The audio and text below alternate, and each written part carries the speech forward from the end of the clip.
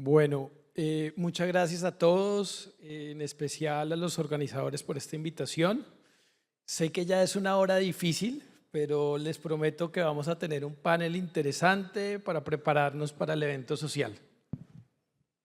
Bueno, la inteligencia artificial es un término que ustedes han escuchado al menos en la mitad de todos los paneles y las presentaciones que se han hecho hasta ahora acá. En la última presentación también lo volvimos a ver, es un lugar común. Google lo define como esa tecnología que le da la capacidad a las máquinas y a los computadores de poder simular la inteligencia humana, simular a través de modelos matemático-computacionales, que le permiten además tener una capacidad de resolución que por ahora es limitada. Es un tema absolutamente importante, es un tema que está cambiando al mundo. Nunca una tecnología había tenido tan rápido nivel de adopción como por ejemplo tuvo ChatGPT. La velocidad a la cual la gente empezó a usarlo al principio fue asombrosa. Hace que sepamos, por ejemplo, a través de encuestas de Entity Data y Microsoft y del Boston Consulting Group, hecha a líderes empresariales en Latinoamérica, que el 100% de los empresarios esté pensando hoy que la inteligencia artificial va a cambiar sus negocios. Que el 95% piense que la inteligencia artificial generativa va a tener un impacto profundo en los sectores en los cuales trabajan. Que el 50% ya haya pasado de una victoria temprana y tengan sus primeros casos de uso en inteligencia artificial. Y que el 20% incluso haya llegado al punto en el cual tengan clara una visión, una estrategia y unas metas de mediano plazo. Quisiéramos justamente comenzar por eso, Julián, hablando un poco de la importancia de esa IA para el sector. ¿En qué estamos hoy en el sector eléctrico? ¿Por qué es importante la inteligencia artificial? Cuéntanos un poco más de esto, por favor. Bueno, buenas tardes a todos y muchas gracias nuevamente al CNO y al CAC por la invitación.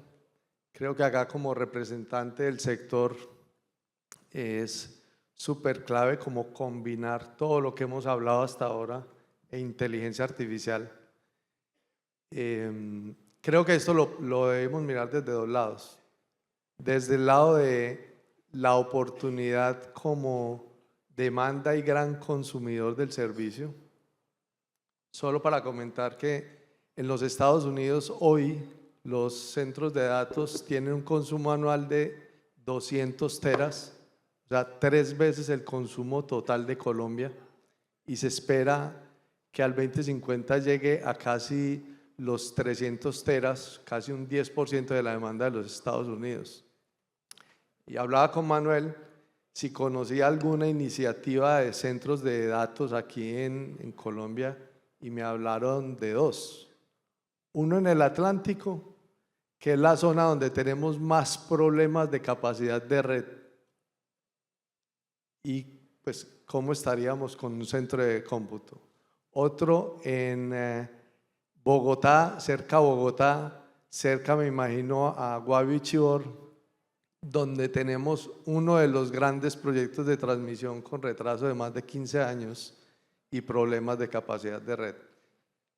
Pero dejemos eso a un lado, que era más como para dar la sensibilidad en lo que implicaría acá en Colombia, y vamos por el lado de las oportunidades en el sector eléctrico.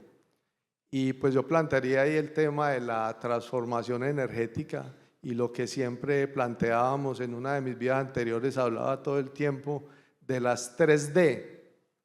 Las 3D como la iniciativa importante para el cambio del sector: decarbonizar, digitalizar, descentralizar. Decarbonizar, lo hemos hablado, las oportunidades que hay y cómo estamos en el contexto mundial. Digitalizar y descentralizar, pues definitivamente nuestro sector creo que ha sido líder en implementar las últimas tecnologías, y veníamos como en una tónica de modernizar nuestra red para poder tener más datos y más información. Desafortunadamente, por temas financieros que estamos sufriendo, pues nos hemos retrasado en digitalizar el eslabón más importante, y lo hablaban en la charla anterior, el eslabón más importante en la cadena, el viabilizador de esto, que es la red de distribución. Creo que ahí tenemos oportunidades, pero tenemos una barrera hoy gigantesca. Y descentralizar, siempre hemos estado buscando y siempre hemos hablado de empoderar al usuario, empoderar a la demanda y que la demanda participe de dos formas muy importantes. Que la demanda sea dinámica en el sector, que la demanda tome señales de precio, que la demanda nos ayude a mejorar los precios del mercado. Creo que eso es un tema importante y eso lo podemos hacer de dos maneras, con el comercializador en la actividad de desagregación o con el agregador de demanda o con el usuario regulado, empoderado y pudiendo tomar decisiones a través de la información que le vamos a proveer. Pero nuevamente, el gran habilitador, que es el distribuidor, que es el medidor inteligente, estamos en graves problemas. Entonces, ¿por qué es importante? Porque nos va a permitir dar ese salto a la transformación energética. En esas dos Ds que comentaba de la digitalización y la descentralización. Perfecto, Julián, muchas gracias. Quisiera ahora aprovechar que tenemos aquí un par de mujeres muy preparadas, muy inteligentes, de la academia. Particularmente, Adriana, quisiera comenzar contigo y que nos cuentes un poco de esos casos de uso que tú vienes trabajando en temas de analítica de datos, en temas de inteligencia artificial aplicada al sector. Creo que una muy buena manera de entender y provocarse más de esto es ver en qué estamos ahora. Y sin duda los casos que me contaste son bastante interesantes. Bueno, muchas gracias. Buenas noches a todos y gracias nuevamente por la invitación a los organizadores. Bien, pues también quisiera empezar con esto antes de contestar la pregunta y aplaudir esta instancia donde tenemos la oportunidad de unir a la universidad, industria, gobierno y una cuarta hélice de sociedad para fomentar esas instancias de innovación y de escenarios más inclusivos a la investigación y a las soluciones. Pues bien, pues sí, nuestro santo grial como investigadores pues son siempre los datos, donde a veces, bueno, no a veces, casi siempre es bien complicado como investigador contar con datos de calidad y sobre todo proponer soluciones que sean usables y explotables por la industria. Muchas veces tenemos la idea que el investigador pues propone soluciones por un paper y pues no, nuestro interés va más para allá y nuevamente aplaudo esta oportunidad. Y bien, los casos de éxito, casos de fracaso, pues han sido más tal vez de fracaso en nuestro haber de investigación, en nuestro centro de investigación en la Facultad de Ingeniería, pero fíjense que este tema es de gran interés para nosotros. Considerando que tenemos y contamos con buenos datos, que sí, efectivamente, de alguna manera nos los podemos conseguir, pues la segunda pregunta es, ¿qué modelo analítico puede dar una solución plausible al problema de tantos que se han planteado el día de hoy? Y tal vez no podamos solucionar todos, pero vamos como en un pipeline, ¿no? Tratando de abordar algunos de ellos. Dentro de las cosas que hemos trabajado, pues básicamente están las aplicaciones para modelar el riesgo, trabajar en coberturas, se ha hablado también de ello para en cuestión de garantías y tal vez estamos dando los primeros pasos, pero pues es de nuestro interés seguir y trabajar de la mano con instancias en sinergia. Esos modelos pues recaen en algunas cuestiones más técnicas de qué modelo, qué estadística o qué podemos trabajar, pero bueno, van desde modelos muy sencillos de opciones hasta modelos a lo mejor más robustos como modelación de agentes, donde tratamos, repito, que sean usables y creíbles, ¿no? El segundo línea, pues algo que también se trabajó hoy, que se ha comentado, que es esa modelación para identificación de consumos excesivos, agentes que a lo mejor están incurriendo en fraude. Y bueno, la nueva pregunta es, bueno, pues qué variables estamos considerando, si eso realmente asemeja a la realidad y pues bueno, estamos creo en ese camino. Bien. Y bueno, el tercero pues es el pricing también que estamos trabajando en nuestro centro de investigación y pues bueno, son cuestiones que ahí van, que estamos trabajando con estudiantes, magísteres en tesis, profesores y bien, ¿no? Es básicamente la experiencia que hemos tenido y siempre con el fin de tratar de generar propuestas para hacer sistemas un poquito más resilientes financieramente, nuevos modelos de negocio, ¿por qué no? Y pues bueno, ahí vamos. Muy interesante todo este tema de fraude, consumo excesivo, pricing, cobertura, riesgo, sin duda múltiples casos de uso. José tenía un enfoque aprovechando temas de inteligencia artificial generativa y había un par de casos también que nos mencionaste que puedan ser muy interesantes para conocer para el público. Bueno, claro que sí. Nuevamente gracias por el espacio. Dos casos rápido. Creo que todos hemos vivido en Colombia el aumento del salario mínimo y la implicación que eso tiene en los PIGs. Llevamos 2 años donde el costo de una persona viene subiendo al 30%. Más o menos para que se hagan una idea, un asesor de call center con supervisor, silla, todo lo que tiene que tener, puede estar más o menos en unos $1,100. Y esa persona puede atender 60 personas al día. Más o menos estamos hablando de $0.83 por cliente atendido. A ese agente, cuando tenemos un modelo de atención, creo que todos como clientes estamos aburridos de marque 1 para, marque 2 para, marque 3 para. Ese es el costo que tiene. Pero si antes de ese marque 1 para, marque 2 para, le metemos una cosa que en mi mercado se llama agente cognitivo, algo que al cliente le pregunta, dime en una frase corta en qué te puedo ayudar. Y ese robot, antes de entregarle la interacción a la gente, extrae la mayor cantidad de información de lo que el cliente necesita. Ese costo de atención se baja prácticamente a la mitad. Entonces ahí es donde rompemos uno de los paradigmas y vemos una de las cosas más interesantes y es que esta inteligencia, esta tecnología no necesariamente va a reemplazar humanos, sino que les da superpoderes y no solo a ese humano que está ahí frente al teléfono, sino a ustedes también y a sus modelos de negocio porque los vuelve más rentables. Ese es un caso. Otro caso viene un poco más de entender que en este negocio en el que nos movemos es un negocio de márgenes muy pequeños y donde la posibilidad de escalar o desescalar algo como la atención del cliente, creo que todos vimos las noticias de ayer con lo que pasó en Bogotá y seguramente se imaginarán qué pasó con la línea 123. Entonces de un momento a otro habían 1.000 llamadas y ahora hay 50.000. ¿Y qué pasa si eso les pasa a sus modelos de negocio y no tienen la suficiente tecnología para que no tengan que de un momento a otro salir a contratar X cantidad de asesores?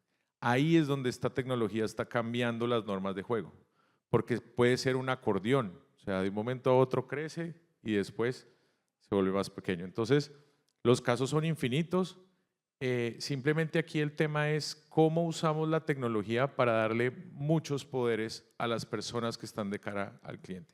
Gracias. Muy importante entonces reconocer disminuciones en costos, aumentos en productividades, mejoras en el engagement con el cliente, que tienen unos retornos claros.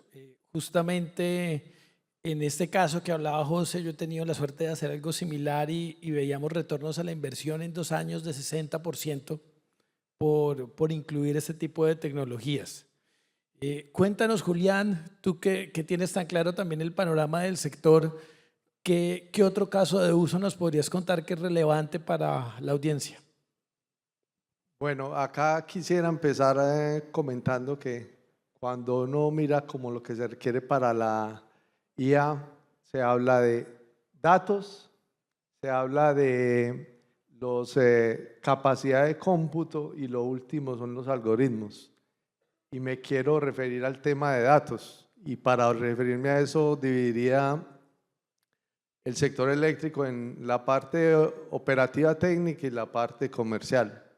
En la parte comercial tenemos un código de medida que nos garantiza que los datos tienen la calidad donde hacemos una crítica de datos, de consumos, donde la medición que tenemos comercial es real y es precisa. Creo que eso es bien importante y eso nos permite que en toda la cadena, digamos, tengamos confianza en lo que estamos midiendo y es sumamente clave. Si nos vamos a la parte comercial y tomándolo por cada eslabón, por ejemplo, en el eslabón de generación, sabemos que tenemos problemas con la calidad de la medida de los aportes, de todas las variables climáticas. No tenemos un código de medida para eso. Los generadores utilizan la información climática para hacer predicción de el agua, los ríos, los embalses, el viento, el sol, pero no tenemos código de medida. Hablamos de la necesidad de tener precisión en eso, de tener precisión en los pronósticos, y creo que ahí lo que estamos haciendo tiene que volverse a la base de garantizar que el dato esté bueno, porque si lo metemos mal, lo estamos sacando malo. Si vamos a la parte de transmisión, creo que tenemos muchísima información, muchísimos datos. Nuevamente, el SCADA, los registradores de falla no tienen código de medida, pero utilizamos esa información para hacer análisis de fallas y poder poner los activos disponibles lo más pronto posible.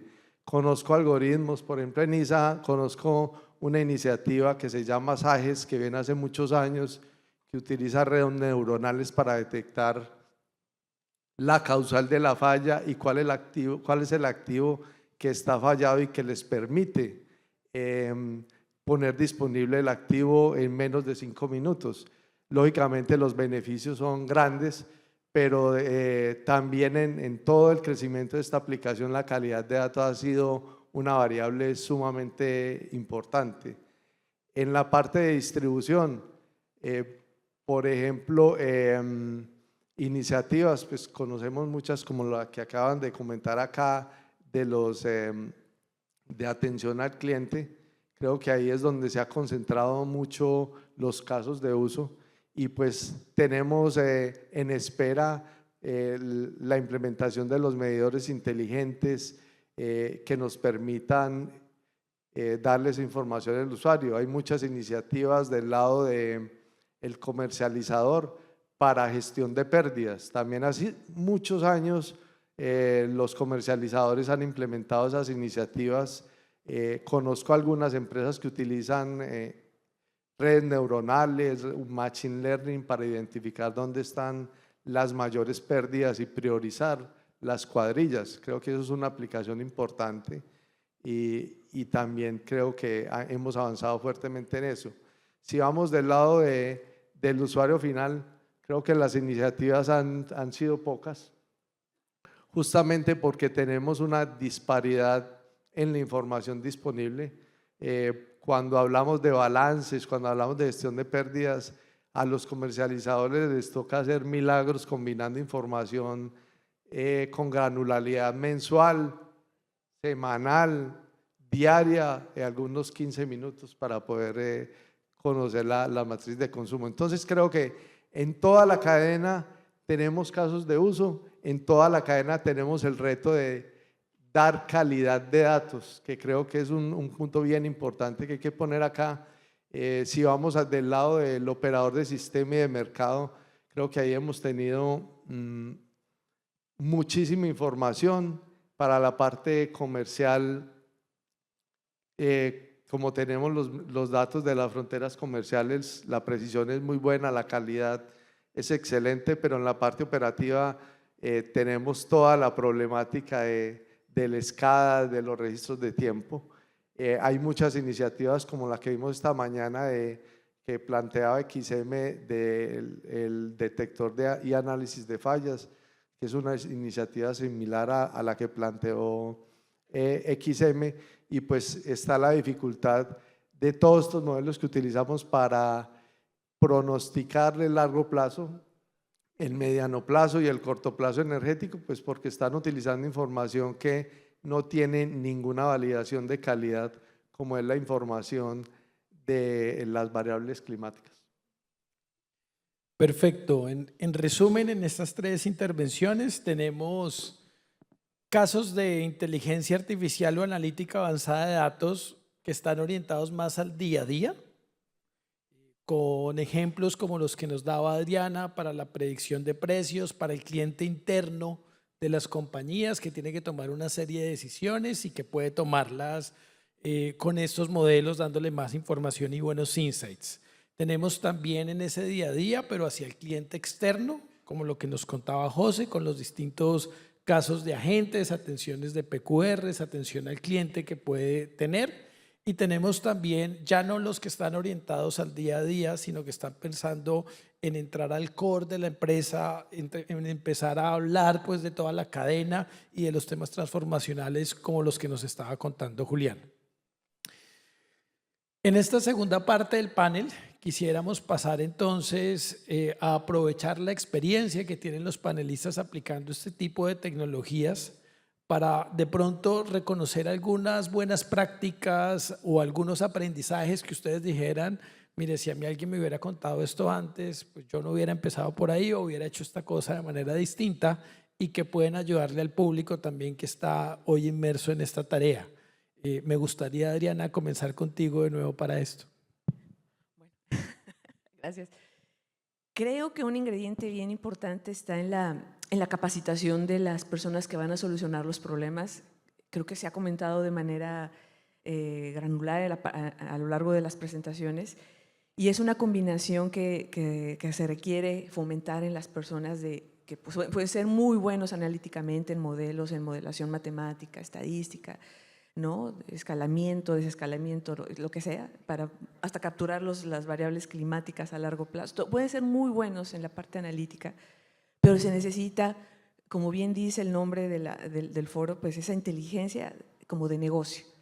Entonces, personas que puedan valorar la oportunidad de una mejora, un buen proyecto, y que no necesariamente tengan doctorado, ¿no?, en ciencias financieras o algo así, no, que sepan del negocio, que sepan del sector, que sepan una combinación de estas habilidades analíticas para que puedan ver la posibilidad de que si ese proyecto tiene la capacidad de ser resuelto mediante X técnica. Y creo que a veces nos enfocamos más de un lado u otro y sería fomentar esa capacidad para decir, bueno, este es un proyecto que tiene una rentabilidad de tal magnitud que debemos echarle todas las ganas, ¿no? Perdón por lo coloquial, pero así es. Entonces es una combinación de habilidades, competencias que debemos mirar, no están peleadas, fomentar, que regresen a lo mejor a la academia, ¿no? Gestión de proyectos complejos, como le queramos llamar, y esa, les repito, esa habilidad de monetizar. ¿En cuánto tiempo? ¿Es factible o no, ¿no? Entonces, es una combinación de perfiles curiosa, pero que creo que necesitamos echar a andar también en ambas partes. Equipos multidisciplinarios, uno de las 2 recomendaciones que nos da, y la medición. Complemento esa idea contándoles que en el 50% de los casos que les comentaba en las mediciones del Boston Consulting Group, la gente está haciendo ejercicios de inteligencia artificial sin medir el resultado, sin tener claro el retorno a la inversión. Y eso obviamente está muy bien para jugar y para aprender la primera vez, pero no puede ser la práctica que hay que llevar. Hope, ¿qué nos podrías contar un poco? Bienvenida, y les cuento que además Hope es la primera vez que está en Sudamérica, está fascinada con Colombia. Y sé que tienes muchas cosas que contarnos y buenas experiencias desde el MIT Lab, al final la universidad del mundo más avanzada en estos temas de tecnología. Muchas gracias por invitarme. Mi español no es perfecto y por eso voy a mezclar inglés y español. Pues yo hago investigación sobre el procesamiento de lenguaje natural con inteligencia artificial y pienso mucho cómo podemos utilizar nuevos métodos a analizar textos. Y queremos los números, ¿no? Queremos saber los números, pero también los textos pueden decirnos mucho sobre los clientes.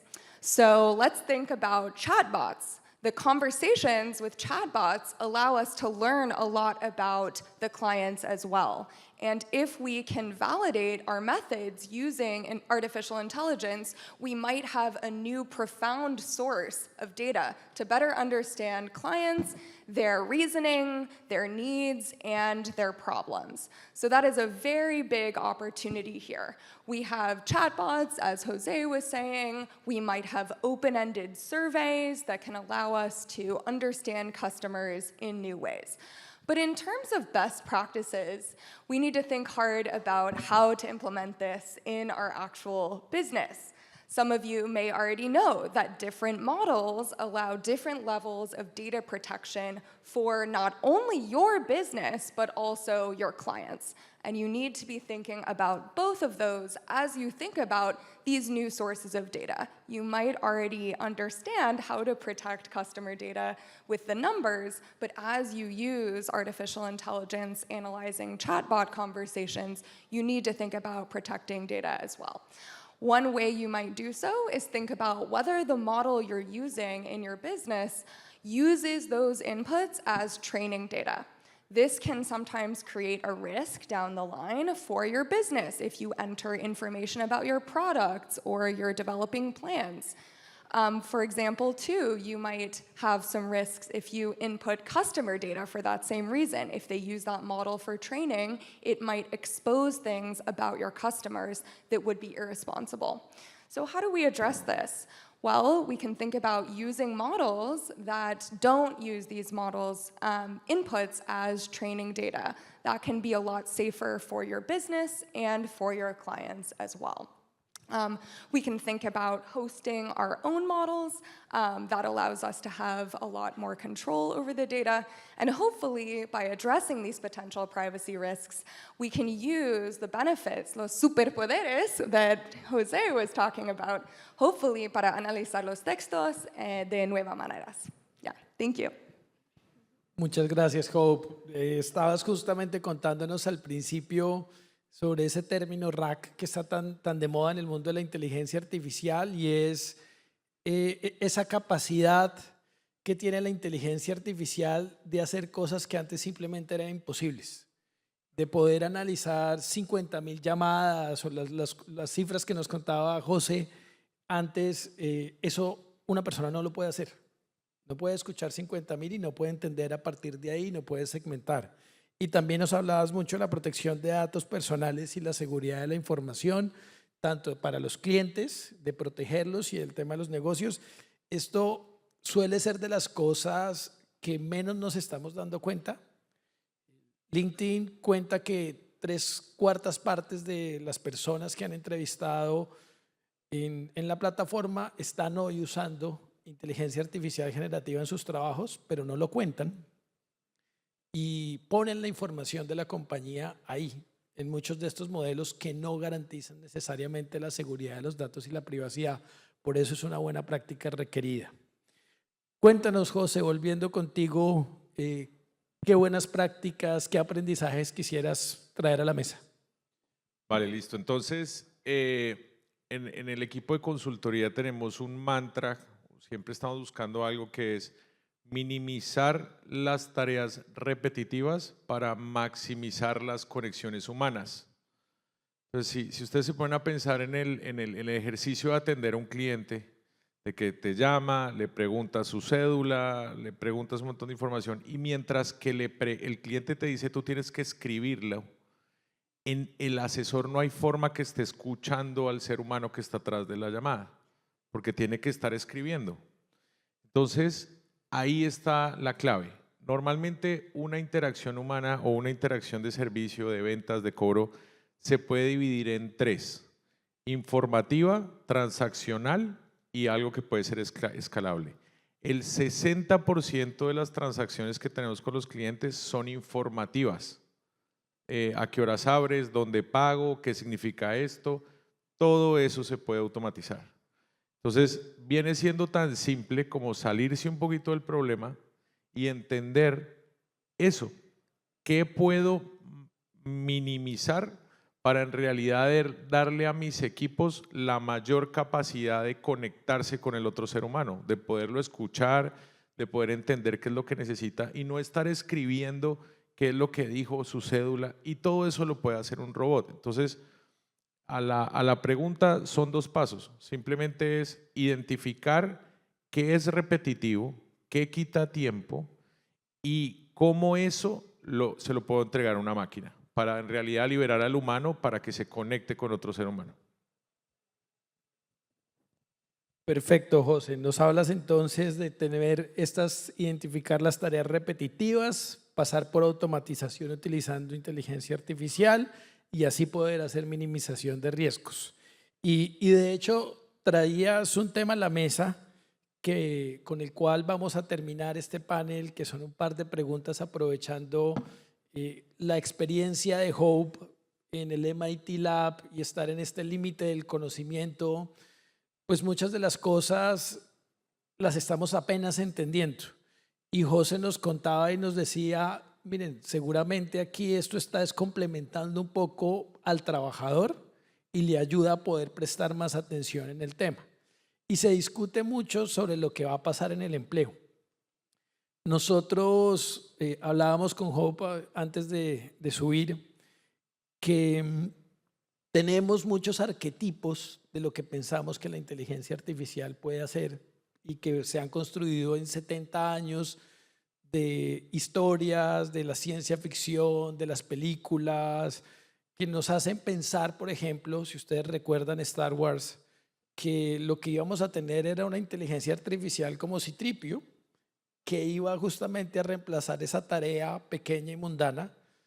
Pero decíamos, y me comentaba Hope, que tal vez eso no es así y que al que va a reemplazar es a Darth Vader. Cuéntanos un poco más de eso. Muchas gracias. Me encanta lo que dijo José, este mensaje que podemos utilizarlos para conectarnos más entre los humanos. Y la historia de IA hasta ahora es llena de sorpresas. I'll talk a little bit in English too. We didn't expect that AI would be something that would take our knowledge work first, that would be creating art, that would be creating writing, that could have conversations with us. We thought it would do the boring manual labor, the data entry, as Jose was saying. And in order to make sure that we keep our humanity, we need to use AI to boost us in increasing the connection we have between each other instead of replacing the things that we see as obvious. So what does that mean? Well, we can think about, of course, as Jose said, using it for the thing that is taking away the energy of the best workers you have. If I'm talking to business managers in this audience, and you want to think about how you can use the incredible talent, the human talent that you have in your managers, think about what do they waste their time on? What is it that drags them down? How can you free them up so that they can do their best work with their specialized knowledge? So instead of thinking about how we can use AI to replace people or feel a threat, we could imagine an alternative future where we can do the thing we're best at. And so as there are so many managers here in this audience, I want you to think about your teams and how you can use AI to help your workers do their best work and leave the boring stuff to the AI. So really resonated with what Jose said. We want to create a world where we retain our agency, our intelligence, and our humanity, and leave the boring stuff to AI. That might actually free us up in an exciting way. Gracias, Hope. Y para terminar, también quisiera pedirte tu opinión frente al tema de los modelos de grandes modelos de LLMs. Sí. Me quedé pensando en la traducción correcta. Y lo que está pasando ahora en términos de su uso en español, que creo que también es algo interesante para compartir. Sí, gracias. La investigación sobre inteligencia artificial primeramente está en los Estados Unidos con las personas que hablan inglés y no sabemos si estas investigaciones sirven las personas hispanohablantes o los contextos culturales que están aquí, los clientes y sus preferencias que están aquí. Y necesitamos pensar mucho en los resultados de las investigaciones que no sirven a las personas de este contexto cultural. Y por eso es muy importante hacer investigación con el contexto, with the cultural context in mind, and we think about the bias in AI models. So, sesgo de los datos, sesgo de los modelos. Los modelos funcionan mucho mejor en inglés que en español ahora, y eso afecta el análisis y el procesamiento de los textos que utilizamos en los chatbots y también en las ciencias. Y por eso necesitamos más investigación y no debemos poner confianza en el análisis sin considerar el contexto cultural hispanohablante. Bueno, quisiera pedirles un aplauso para ustedes primero porque son casi las 7 y aquí siguen muy juiciosos, y para nuestros panelistas.